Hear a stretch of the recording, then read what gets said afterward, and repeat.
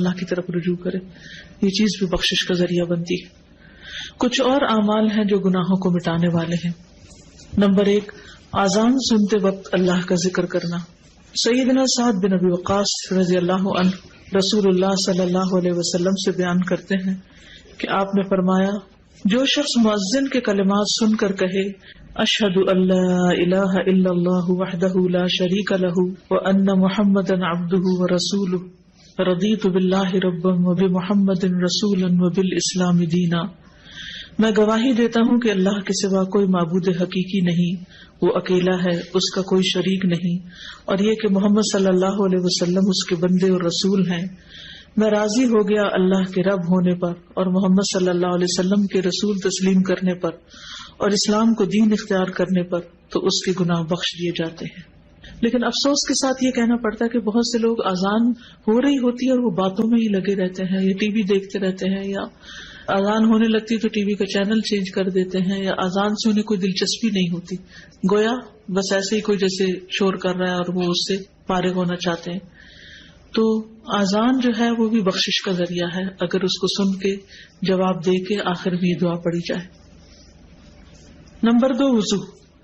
سیدنا عثمان بن عفان رضی اللہ عنہ بیان کرتے ہیں کہ رسول اللہ صلی اللہ علیہ وسلم نے فرمایا، من تودع فاحسن الوضوء خرجت خطاياه من جسده حتى تخرج من تحت اظافره، جو شخص وضو کرے اور اچھے طریقے سے وضو کرے تو اس کے گناہ اس کے جسم سے نکل جاتے ہیں، یہاں تک کہ اس کے ناخنوں کے نیچے سے بھی خارج ہو جاتے ہیں۔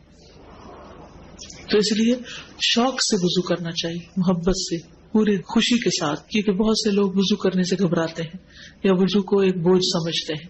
تو آپ وضو کریں تو یہ سوچیں کہ یہ میرے گناہوں کو دھونے کا ذریعہ ہے۔ نمبر 3، نماز۔ سیدنا ابو ہریرہ رضی اللہ عنہ بیان کرتے ہیں کہ انہوں نے رسول اللہ صلی اللہ علیہ وسلم کو فرماتے ہوئے سنا، ارأیتم لو ان نہرا بباب احدکم یغتسل فیہ کل یوم 5 هل يبقى من درنه شيء؟ قالوا لا يبقى من درنه شيء، قال فذلك مثل الصلوات الخمس يمحو الله به الخطايا۔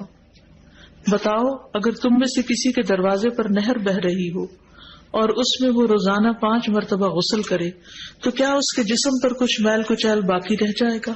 صحابہ نے عرض کیا کہ کچھ میل کچیل باقی نہ رہے گا۔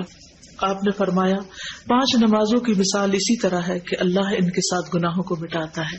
تو گویا اذان کے بعد وضو، وضو کے بعد نماز، یہ انسان کے گناہوں کو دور کرنے کا ذریعہ ہے۔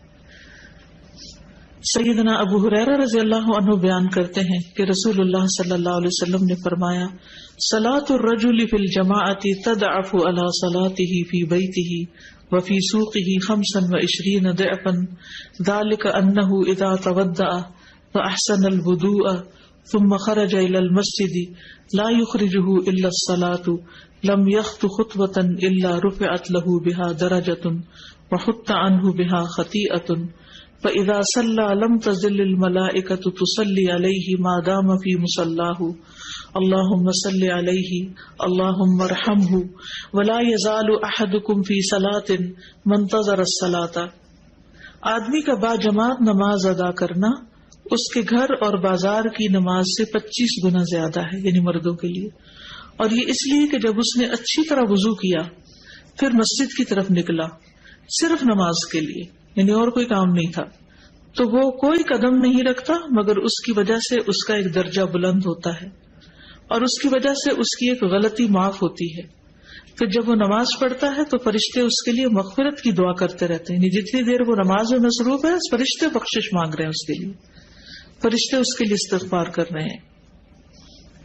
جب تک وہ اپنی جائے نماز پر رہتا ہے اور وضو نہیں ٹوٹتا، فرشتے کہتے ہیں اے اللہ اس پر رحمت فرما، اے اللہ اس پر مہربانی کر، اور وہ برابر نماز ہی میں رہتا ہے جب تک کہ وہ نماز کا انتظار کرتا ہے۔ یعنی نماز سے پہلے اگر جلدی آ جائے مسجد میں اور بیٹھ کے انتظار کر لے تو وہ بھی نماز کی حالت شمار ہوتی ہے، اور بعد میں بھی جب وہ بیٹھا ہوتا ہے نماز کے فوراً بعد نہیں اٹھ جاتا۔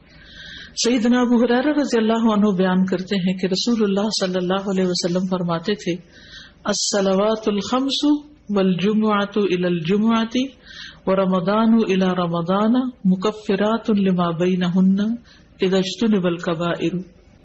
5 نمازیں اور جمعہ سے آئندہ جمعہ تک اور رمضان سے آئندہ رمضان تک ان کے درمیان کے لیے کفارہ ہے، جب تک کہ گناہ کبیرہ کا ارتکاب نہ کیا جائے۔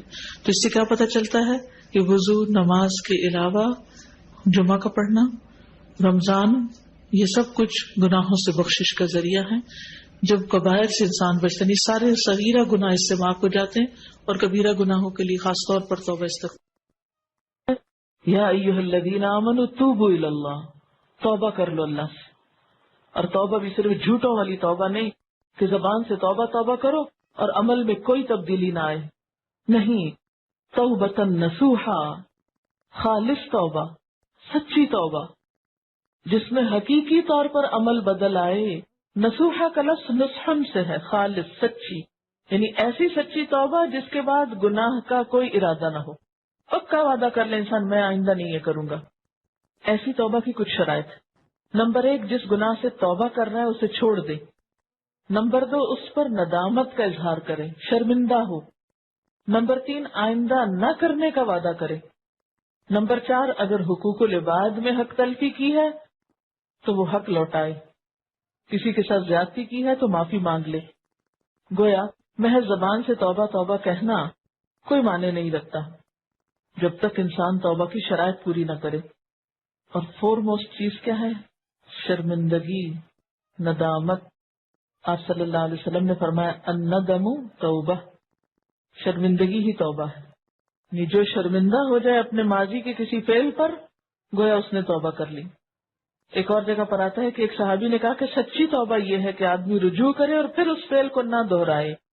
تو نتیجہ کیا ہوگا؟ عسیٰ ربکم ان یکفر عنکم سیئاتکم، بعید نہیں، امید ہے کہ اللہ تمہاری برائیاں تم سے دور کر دے گا۔ عسیٰ یعنی جب تم توبہ کرو گے تو پھر تمہیں امید دلائی جاتی ہے کہ وہ توبہ قبول کر لے گا۔ بخشش مانگنا، استغفار پڑھنا، اللہ سے توبہ کرنا دنیا کی نعمتوں کو حاصل کرنے کا ذریعہ بھی ہے اور آخرت کی بھلائی کا ذریعہ بھی ہے۔ سورۃ نوح میں اللہ سبحانہ وتعالی فرماتے ہیں، حضرت نوح علیہ السلام نے اپنی قوم کو استغفار کرنے کو کہا، اور کیا کہا؟ فَقُلْتُ اسْتَغْفِرُوا رَبَّكُمْ، میں نے اپنی قوم سے کہا کہ اپنے رب سے استغفار کرو، اپنے رب سے معافی مانگو۔ تو نتیجہ کیا ہوگا؟ انہو کان غفارا، بے شک وہ بہت زیادہ معاف کرنے والا ہے۔ یرسل السماء علیکم مدرارا، تم پر آسمان سے خوب بارشیں برسائے گا، آسمان کو تم پر برسنے والا بنا دے گا۔ ویمددکم باموال وبنین، تمہیں مال اور بیٹوں سے مدد دے گا۔ ویجعل لکم جنات، تمہارے لیے باغات بنائے گا۔ ویجعل لکم انہارا، اور تمہارے لیے نہریں جاری کر دے گا۔ آپ دیکھیں کہ ایک انسان کی خواہش کیا ہوتی کہ اس کو کیا کچھ ملے، یعنی رہنے کا مقام اور حالات جو ہیں وہ پرسکون ہو، پھر اس کے بعد یہ کہ مال ہوں، بیٹے ہوں، باغ ہوں، اور زندگی کی اور آرائشیں اور نعمتیں ہوں۔ یہ ساری چیزیں کہاں سے ملتی ہیں، کیسے ملتی ہیں؟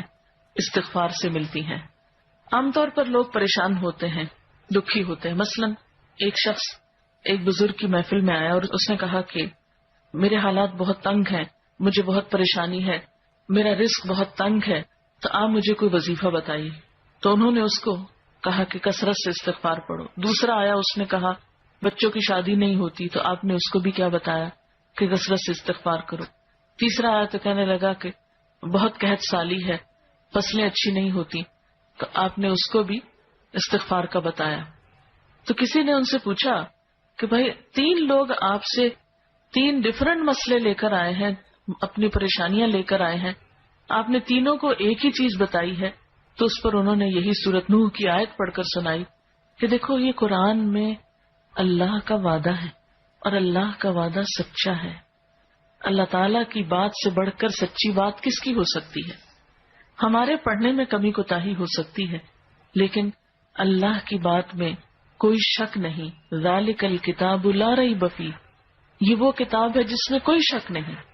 لیکن یہ ہے کہ بعض اوقات ہم خود پڑھنے میں کوتاہی کر دیتے ہیں، تو جن کا رشتہ نہ ہو رہا ہو وہ بھی، جن کا ہو چکا ہو اور شادی کے پرابلمز ہو وہ بھی، جن کا ہو چکا اور پھر بچے نہ ہو وہ بھی، ان سب کے لیے ایک ہی وظیفہ ہے، اور وہ کیا ہے؟ استغفار کا۔ پھر اسی طرح ایک اور جگہ پر ایک اور پیغمبر نے اپنے لوگوں سے کہا وَاسْتَغْفِرُوا رَبَّكُمْ ثُمَّ تُوبُوا إِلَيْهِ إِنَّ رَبِّي رَحِيمٌ وَدُودٌ، اپنے رب سے معافی مانگو اور اس کی طرف پلٹ آؤ، بے شک میرا رب رحیم ہے اور اپنی مخلوق سے بہت محبت رکھتا ہے۔ یعنی جب کسی بندے پر کوئی تکلیف آتی ہے تو ایسا نہیں کہ اللہ تعالیٰ اس پر خوش ہوتے ہیں اور جان بوجھ کے ستانا چاہتے ہیں بندوں کو، اللہ تو بندوں کے حق میں بہت مہربان ہے۔ پھر سوال یہ پیدا ہوتا ہے کہ تکلیف آتی کیوں؟ اگر وہ ہم سے محبت کرتا ہے اور وہ بہت مہربان ہے، تو بات یہ ہے کہ کچھ چیزیں ہم اچھے حالات میں سیکھتے ہیں اور کچھ چیزیں ہم ہارڈ شپ سے سیکھتے ہیں۔